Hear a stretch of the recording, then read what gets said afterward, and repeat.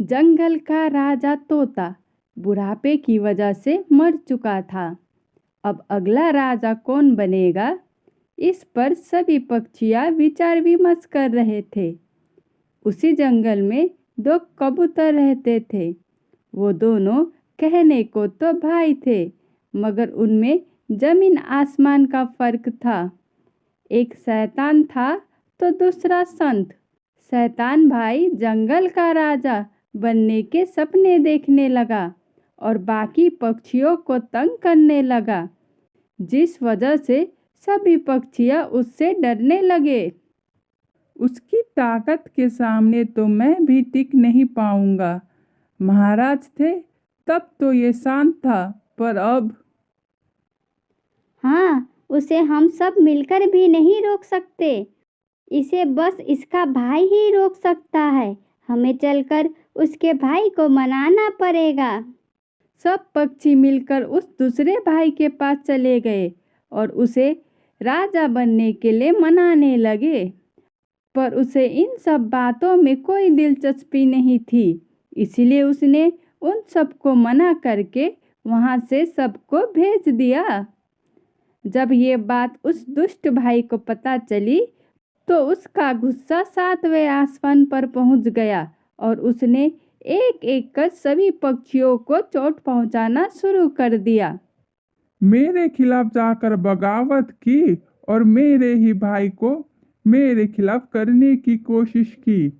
अब एक एक को इसकी सजा मिलेगी, किसी को जिंदा नहीं छोड़ूंगा। वो हर तरफ तबाही मचाने लगा। सभी पक्षी उससे बचकर अपनी जान बचाने लगे। तभी कौवे ने सोचा, यही सही समय है दूसरे भाई से मदद मांगने का। अगर अभी कुछ नहीं किया तो पूरी जंगल के पक्षियां मारे जाएंगे। हमारी मदद करो, तुम्हारा भाई हम सबको खत्म कर देगा। अगर आज तुमने कुछ नहीं किया तो यहाँ के सभी पक्षियां मारे जाएंगे। क्या वो ऐसे कैसे कर सकता है? चलो, मैं तुम्हारे साथ जरूर चलूंगा। अच्छा भाई तुरंत कौवे के साथ अपने भाई को रोकने के लिए चल पड़ा। उसे वहां देखते ही सभी पक्षियों के जान में जान आ गई। वहां अच्छे भाई ने बुरे भाई को समझाने की बहुत कोशिश की, लेकिन बुरा भाई नहीं माना। अंत में दोनों में लड़ाई छिड़ गई। बुरा भाई अच्छे भाई के सामने टिक नहीं पाया। अपनी जान बचाने के लिए उसने अपने भाई से माफ़ी मांगी। मुझे माफ कर दो, मुझसे गलती हो गई।